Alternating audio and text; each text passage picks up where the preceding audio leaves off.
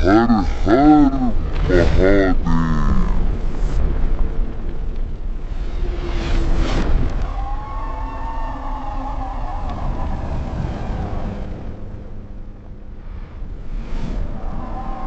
નમસ્કાર મિત્રો, આજે આપણે વાત કરવાના છીએ કળિયુગ વિશે કે કળિયુગ એટલે શું। કે સમયના ચક્ર 4 યુગમાં આવે છે, સતયુગ, ત્રેતાયુગ, દ્વાપરયુગ અને હવે કળિયુગ। કહેવાય છે કે કળિયુગની શરૂઆત મહાભારત પછી થઈ હતી। આ યુગમાં સત્ય, ધર્મ અને નૈતિકતા ધીમે ધીમે ઘટવા લાગ્યા છે। આ યુગમાં લોકો પોતાના ફાયદા માટે બધું કરે છે। સત્યને બદલે ખોટું બોલવાનું સામાન્ય બની જાય છે।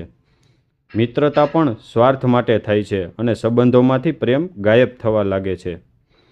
કળિયુગમાં માનવ જીવન ટૂંકું અને ચિંતાઓથી ભરેલું હોય છે। લોકો પૈસા પાછળ દોડે છે પણ સાચી ખુશીથી દૂર થઈ જાય છે। ધર્મનો માર્ગ છોડી લોકો ભટકી જાય છે। પરંતુ આ કાળમાં પણ એક આશા છે। ભગવાનના નામનો જાપ, સારા કર્મ અને સચ્ચાઈ, આ 3 વસ્તુઓ માણસને બચાવી શકે છે। કહેવાય છે કે કળિયુગમાં ભગવાનનું સ્મરણ કરવું સૌથી સરળ અને સૌથી શક્તિશાળી સાધન છે। નાનો પણ સારો કાર્ય આ યુગમાં મોટી પુણ્યની ગણતરી થાય છે। આપણે કળિયુગમાં જીવીએ છીએ, પણ જો આપણે સત્ય, દયા અને ધર્મ પાળીએ તો આ યુગમાં પણ સારા માણસ બની શકીએ છીએ।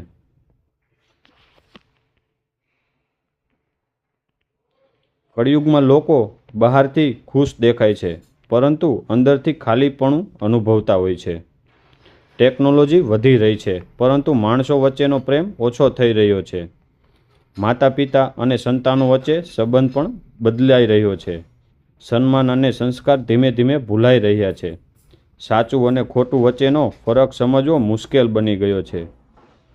આ યુગમાં ખોટું કામ સરળ લાગે છે અને સાચું કામ મુશ્કેલ લાગે છે, પણ સારા માર્ગ પર ચાલનારને શાંતિ અને સફળતા જરૂર મળે છે।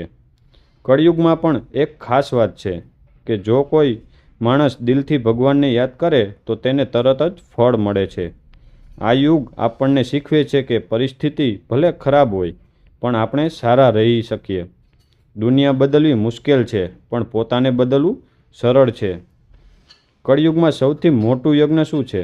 કે સાચું બોલવું, સારો વિચાર રાખવો અને બીજાને મદદ કરવી। જો દરેક માણસ આ 3 વાત પાળી લે તો કળિયુગ પણ સતયુગ બની જશે। તો મિત્રો, તમને આ સ્ટોરી કેવી લાગી કોમેન્ટ કરીને તમારો અભિપ્રાય જરૂરથી આપજો। અને હવે મળીશું આપણે નેક્સ્ટ સ્ટોરીમાં આવા જ ટોપિકની સાથે। તો અમારી ચેનલમાં તમે જોડાઈ રહેજો। જો તમે અમારી ચેનલમાં નવા છો તો અમારી ચેનલને સબસ્ક્રાઈબ કરી દેજો, બેલ આઇકન દબાવી દેજો, જેથી કરીને અમે અવનવા વિડીયો અપલોડ કરી તો તેની લિંક તમને મળતી રહે। તો આજે આપણે અહીં રજા લઈએ। ધન્યવાદ।